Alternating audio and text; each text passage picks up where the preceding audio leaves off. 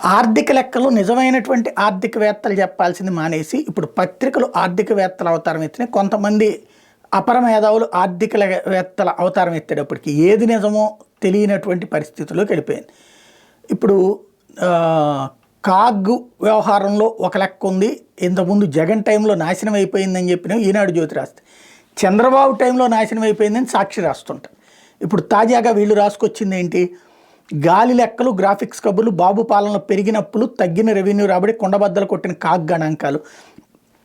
6,047 కోట్లు రెవెన్యూ రాబడి తగ్గిందని, అమ్మకం పన్ను, స్టాంప్స్ అండ్ రిజిస్ట్రేషన్ రాబడి అదే దారి పట్టిందని, కేంద్రం నుంచి వచ్చే గ్రాంట్లో కూడా భారీగా తగ్గుదలని, డిసెంబర్ నాటికే ఏకంగా 73,875 కోట్లు అప్పులైనాయని, రెవెన్యూ లోటు ఏకంగా 64,444 కోట్లు అయితే ద్రవ్యలోటు ఏకంగా 73,635 కోట్ల రూపాయలు అన్నటువంటి దాన్ని వీళ్ళు హైలైట్ చేసుకొచ్చారు. ఈనాడు జ్యోతి ఏం రాసుకొచ్చిన, నీతి ఆయోగ్ రిపోర్ట్ రాసుకొస్తే వీళ్ళు కాగ్ రిపోర్ట్ రాసుకొచ్చారు. నీతి ఆయోగ్ రిపోర్ట్లో ఆంధ్రప్రదేశ్ని తిట్టిపోశారని చెప్పి వాళ్ళు రాస్తే, కాగ్లో వీళ్ళని తిట్టిపోశారని వీళ్ళు రాస్తున్నారు.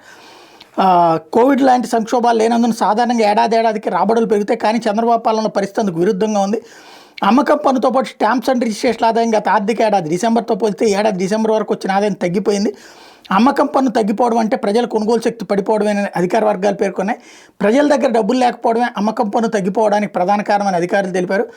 మొత్తం రెవెన్యూ రాబడుల్లో 6,047 కోట్లు తగ్గిపోయిందని, అమ్మకం పన్ను ఆదాయం 983 కోట్లు తగ్గిందని కాగ్ గణాంకాలు స్పష్టం చేశాయి. స్టాంప్స్ అండ్ రిజిస్ట్రేషన్ ఆదాయం కూడా 637 కోట్లు తగ్గిపోయింది. కేంద్రం నుంచి గ్రాంట్ల రూపంలో రావాల్సిన నిధుల్లో సైతం భారీగా తగ్గుదల నమోదైంది. ఏకంగా 12,598 కోట్లు తగ్గిపోయినట్టు కాగ్ వెల్లడించింది. అప్పులు మాత్రం బడ్జెట్లో పేర్కొన్న దానికన్నా ఎక్కువగా పెరిగిపోయినట్టు కాగ్ స్పష్టం చేసింది.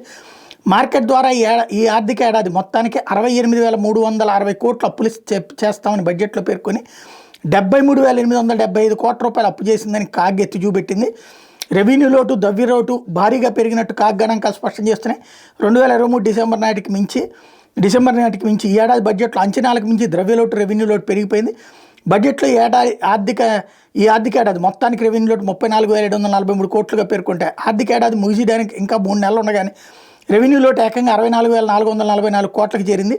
ద్రవ్యలోటు 68,763 కోట్లు ఉంటే డిసెంబర్ నాటికి 73,635 కోట్లకు చేరింది. లెక్కన రాష్ట్ర రెవెన్యూ రాబడులు తగ్గిపోతే ఏ విధంగా వృద్ధి రేటు పెరుగుతుందో ఒక చంద్రబాబుకే తెలిసిన అధికార వర్గాలు చెప్తున్నాయి అన్నటువంటి వార్తని సాక్షి హైలైట్ చేసింది.